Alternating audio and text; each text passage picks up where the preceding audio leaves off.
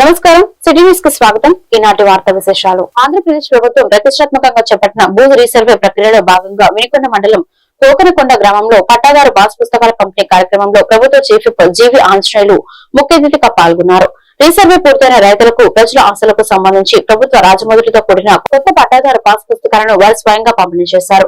Resurvey ద్వారా భూ వివాదాలు తొలగిపోతాయని, రైతులకు తమ భూములపై పూర్తి హక్కులు లభిస్తాయని జీవి ఈ సందర్భంగా పేర్కొన్నారు. ప్రభుత్వ రాజముద్రతో జారీ చేసిన ఈ పాస్ పుస్తకాల రైతులకు కొండంత అండగా ఉంటాయని తెలిపారు.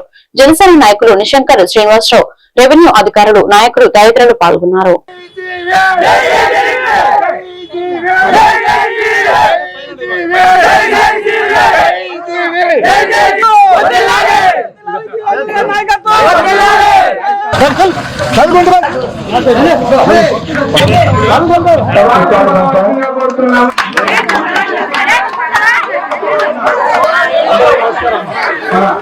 చేయడం కూడా జరుగుతుంది. వాటిలో సంబంధించిన కొన్ని చెప్పడం జరుగుతుంది. మీ అందరికి కూడా ప్రతి ఒక్క సబ్ రిజిస్టర్ ఆఫీస్ కి 100 రూపాయలు విలువ 10 లక్షల లోపు కనుక 100 రూపాయలు స్టాంప్ డ్యూటీతోనే మనం రిజిస్ట్రేషన్ చేసుకోవచ్చు. 10 లక్షలు కూడా వాటన్నిటికి కూడా సంబంధించిన వాటి దరఖాస్తులు కూడా చేసుకోవాల్సిందిగా ఈ సభాముఖం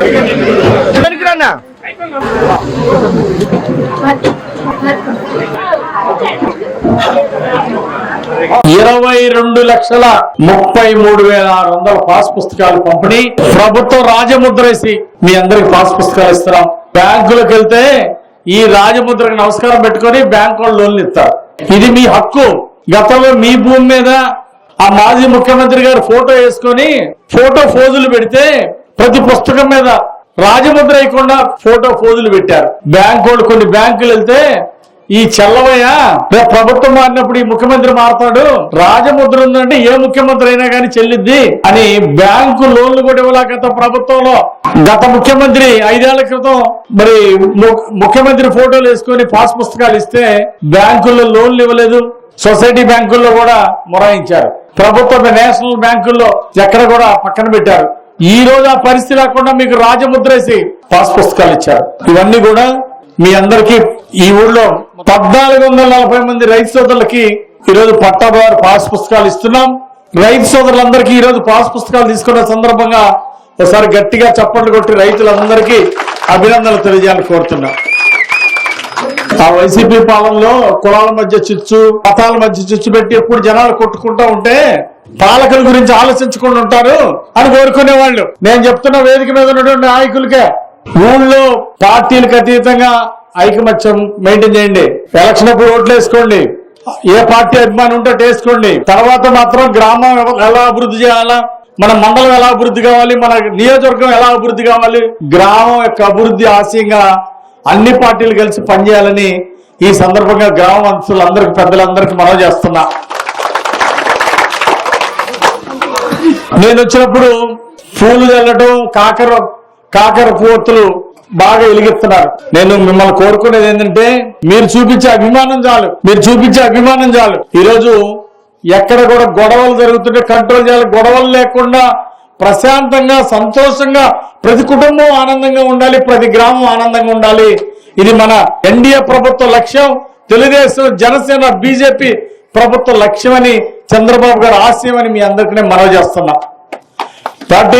ప్రతి గ్రామంలో కూడా ఐకమత్యం ఉండి పెత్తనం కోసం పోటీ పడటం కాదు, గ్రామాన్ని అభివృద్ధి చేయడంలో పోటీ పడాలా. మంచి సంస్కారాలు కావాలా, పక్క వాళ్ళని గౌరవించేటువంటి మంచి సాంప్రదాయం కావాలా. చిన్న చిన్న కీసులాట్లు ఇది గ్రామానికి మంచిది కాదని ఈ సందర్భంగా పెద్దలందరూ కూడా గమనించాలని ఈ సందర్భంగా నేను తెలియజేస్తున్నా. గ్రామాన్ని ఎలా అభివృద్ధి చెందాలో ఆలోచిస్తే అందరూ. పల్నాడు జిల్లా దాచేపల్లి మండలం గామలపాడు గ్రామంలో ఉన్న సాగర్ సిమెంట్ ఫ్యాక్టరీలో కేసీఆర్ కాంట్రాక్ట్ కార్మికులు ఆందోళనకు దిగారు. సాగర్ సిమెంట్ యాజమాన్య ఫ్యాక్టరీని తీసుకుని 3 ఏళ్లు దాటినా జీతాలు పెంచట్లేదని కార్మికులు ఆవేదన వ్యక్తం చేస్తున్నారు. పలుమార్లు మేనేజ్మెంట్ కి తమ సమస్యలు చెప్పినా పట్టించుకోవడం లేదని, రోజుకి 470 రూపాయల కూలీతో కుటుంబ పోషణ కష్టంగా మారిందని కార్మికులు కన్నీరు మున్నీరుగా విలిపించారు. ఫ్యాక్టరీ యాజమాన్యం ఈ సమస్యను త్వరగా పరిష్కరించకపోతే ఈ ఉద్యమాన్ని మరింత ఉధృతం చేస్తామని కార్మికులు హెచ్చరికలు జారీ చేశారు.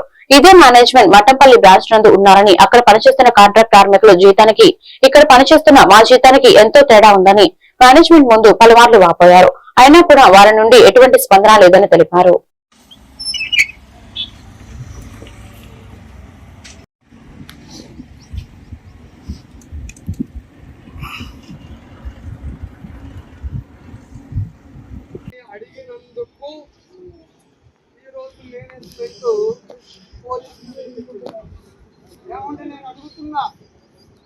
కార్మికులు ఎవరైనా ఈ కంపెనీకి నష్టం ఏమైనా చేశారా?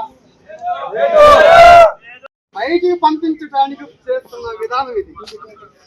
మన జీతాలు పెంచమని అడిగినందుకు ఇలా జరుగుతుంది. కాబట్టి దయచేసి ప్రతి ఒక్కరు గమనించాలి. పెంచాలి జీతాలు వెంటనే, పెంచాలి జీతాలు వెంటనే. వర్ధిల్లాలి కార్మికుల ఐక్యత, వర్ధిల్లాలి కార్మికుల ఐక్యత, వర్ధిల్లాలి కార్మికుల ఐక్యత. పెంచాలి జీతాలు వెంటనే, పెంచాలి జీతాలు వెంటనే, పెంచాలి జీతాలు వెంటనే. కార్మికుల ఐక్యత, కార్మికుల ఐక్యత, కార్మికుల ఐక్యత. వర్ధిల్లాలి కార్మికుల ఐక్యత, వర్ధిల్లాలి కార్మికుల ఐక్యత, వర్ధిల్లాలి కార్మికుల ఐక్యత. పెంచాలి జీతాలు.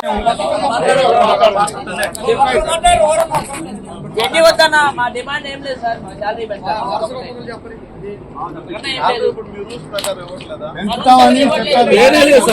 చెప్తున్నారు రూపాయి కూడా పెంచలేదు. వచ్చే అబద్ధం సార్, అది యాక్ట్ లేదు ఏం లేదు. ఇప్పుడు కేసీఆర్ అనేది ఎక్కడైనా ఒకటే, అక్కడ సాగర్ ఉంది ఇక్కడ సాగర్ ఉంది. వాళ్ళకి పెంచినప్పుడు మాకెందుకు పెంచట్లేదు, వాళ్ళకి ఆఫీలు ఇచ్చినప్పుడు మాకెందుకు ఇవ్వట్లేదు. ఆ కేసీఆర్ ఈ కేసీఆర్ ఒకటే కాదా అంటే ఒకటే అన్నారు, మరి ఎందుకు పెంచట్లేదు? అలాగే పెంచాలి కదా. వాళ్ళు మనుషులే మేము మనుషులేగా, అదే అడిగాం, మా సంబంధం లేదన్నారు. తెలంగాణ అంట అక్కడ రెండు ఒకటే అంటున్నారు, పెంచట్లేదు. డే పాయింట్లు కంపెనీతో సంబంధం లేదు, అది ఖచ్చితంగా ఇవ్వాల్సిందే ఏ కంపెనీలో సరే. కానీ ఇప్పుడు మన సమస్య పెట్టడానికి మనకు రూపాయి పెంచడానికి ఈ యాజమాన్యం ఒప్పుకోవట్లా. ఎందుకని ఒప్పుకోవట్లేదు? మనం చేసిన పాపం ఏంది? మనం చేస్తున్న పని చేయట్లేదా? మనం చేస్తున్న కంపెనీ అభివృద్ధి చెందలేదా? ఎన్నిసార్లు 3 సార్లు కన్స్ట్రక్షన్ జరుగుతుందంటే ఆగిపోయాం. కంపెనీ ఇంకా లాస్ లో ఉందంటే ఆగాం. కానీ ఎంతమంది నాయకులు ఇంతమంది ఉన్నా కూడా మనం ఏం చేయలేని పరిస్థితిలో ఉన్నాం. ఎందుకని ఎంతమంది ఎందుకు ఇంతమంది ఉన్నాం? 200 మంది పైసలు ఉన్నాం.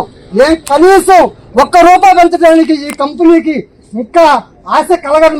మనకు ఆశ కలిగించలేదా? లేదా ఎందుకు ఇలా చేస్తుంది? ఎందుకు ఈ కంపెనీ ఇలా చేస్తుంది? ఎందుకు ఈ కార్మికుల మీద ఇంత కఠినంగా వాళ్ళు వ్యవహరిస్తుంది? ఇదంతా మనం అంతా ఆలోచించాలి. ఇదే కాదు, ఈరోజు ఎడగొస్తున్నాం, రేపు మళ్ళీ బయట నిలబెడతారు. మన ఉద్యోగాలు ఉండవని చెప్పేసి కూడా హెచ్చరికలు చేస్తారు. దయచేసి ఎవరో కూడా మనం ఈ మహాశివరాత్రి సందర్భంగా కోటప్పకొండ తిరునాళ్లకు ఏర్పాటు చేసే విద్యుత్ ప్రభల వద్ద నిర్వహించే కార్యక్రమాల్లో అశ్లీల నృత్యాలు ప్రదర్శిస్తే ఉపేక్షించబోమని నర్సరావుపేట డీఎస్పీ హెచ్చరించారు. నర్సరావుపేటలోని డీఎస్పీ కార్యాలయంలో జిల్లా ఎస్పీ ఆదేశాల మేరకు సోమవారం మీడియా సమావేశంలో మాట్లాడుతూ ఈ నెల 15వ తేదీన జరిగే కోటప్పకొండలోని శ్రీ త్రికోటేశ్వర స్వామి తిరునాళ్ల సందర్భంగా నాన్ ఎలక్ట్రానిక్ ప్రభలు 100 ఎలక్ట్రిక్ ప్రభలు 30 నుంచి 40 వరకు వచ్చే అవకాశాలు ఉన్నాయన్నారు. మహాశివరాత్రి పర్వదినాన్ని పురస్కరించుకుని తిరునాళ్ల వద్ద గట్టి బందోబస్తు ఏర్పాటు జరుగుతుందన్నారు. మహాశివరాత్రి సందర్భంగా లక్షల సంఖ్యలో భక్తులు వస్తారని అంచనా వేసినట్లు తెలిపారు. ట్రాఫిక్ సమస్యలు తలెత్తకుండా తగిన ముందస్తు చర్యలు తీసుకున్నామని, వాహనాల పార్కింగ్ కి అనువైన ప్రదేశాలు ఏర్పాటు చేశామన్నారు.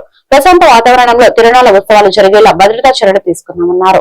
ఈ కార్యక్రమంలో డీఎస్పీతో పాటు సిఐలు, ఎస్ఐలు, పోలీసు సిబ్బంది పాల్గొన్నారు.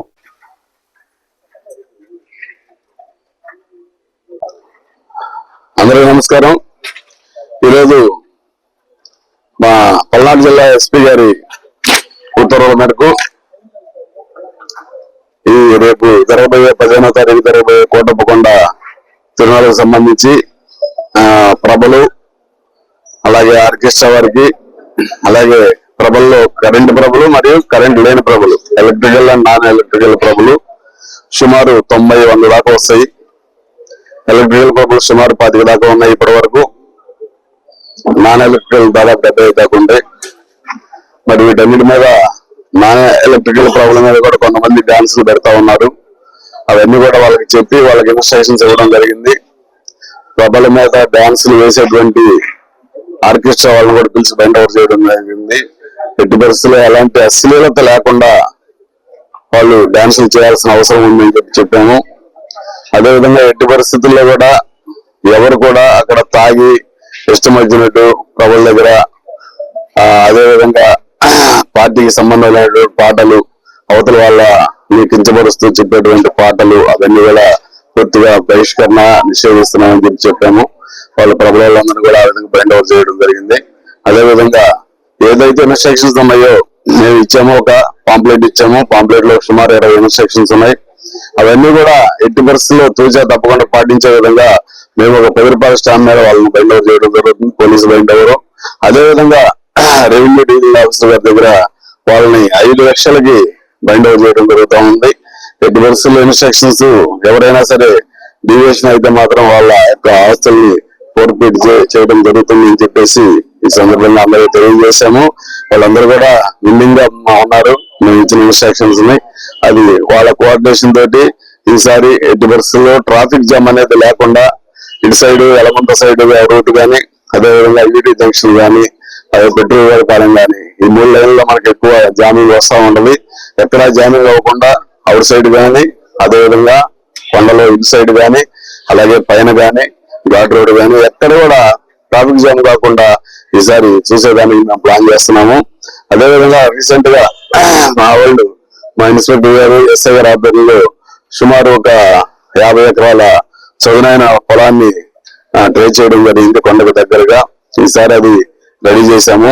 అక్కడి నుంచి డైరెక్ట్ గా చిల్లూరుపేట నుంచి నర్సాపేట నుంచి వచ్చేవాళ్ళు, అదేవిధంగా వినుకొండ నుంచి వచ్చేవాళ్ళు, వీళ్ళందరూ కూడా పెట్రోల్ వాళ్ళ మీదుగా డైరెక్ట్ గా వెళ్ళి ఈ పార్కింగ్ ప్లేస్ లో కొన్ని వేల వెహికల్స్ పెట్టుకోవడానికి అవకాశం ఉంది అక్కడ. అలాగే ఆర్టీసీ బస్సు కూడా అక్కడే ఆపేస్తాం ఈసారి. ఇటు సైడ్ నుంచి పోయి అక్కడి నుంచి వాళ్ళు నడిచి వెళ్ళాలి. అది అంతా 500 మీటర్లు కూడా ఉండదు. అక్కడి నుంచి కొండపైకి, కొండ పక్కనే అక్కడ షటిల్ బస్సులు ఉంటాయి. ఆ షటిల్ బస్సుల్లో వెళ్ళేదానికి ఆ విధంగా ఏర్పాటు చేస్తున్నాము. దీనివల్ల ఏంటంటే సత్తెనపల్లిలోని ఆదివారం తీవ్ర విషాద ఘటన జరిగింది. విజయంపేటలో ఓ ఇంట్లో షార్ట్ సర్క్యూట్ సంభవించి మంటలు చెలరేగాయి. ఈ ఘటనలో రమాదేవి అనే మహిళ పూర్తిగా కాలిపోయి అక్కడికక్కడే మృతి చెందింది. పోలీసులు ఘటనా స్థలానికి చేరుకుని కేసు నమోదు చేసి దర్యాప్తు చేస్తున్నారు. మృతురాలు ఆమె భర్త ప్రకాశం త్రిపురాంతకం నుండి వచ్చి ఇళ్లలో పనులు చేస్తూ జీవనాన్ని కొనసాగిస్తున్నారని స్థానికులు తెలిపారు.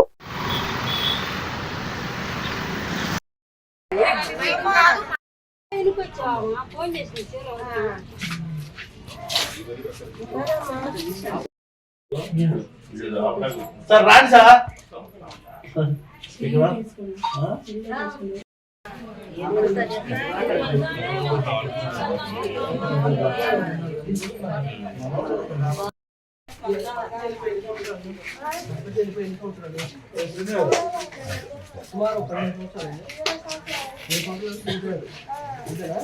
ఈ వార్తలు ఇంతటితో సమాప్తం. మరొక బులెటిన్ మళ్ళీ కలుద్దాం. నమస్కారం.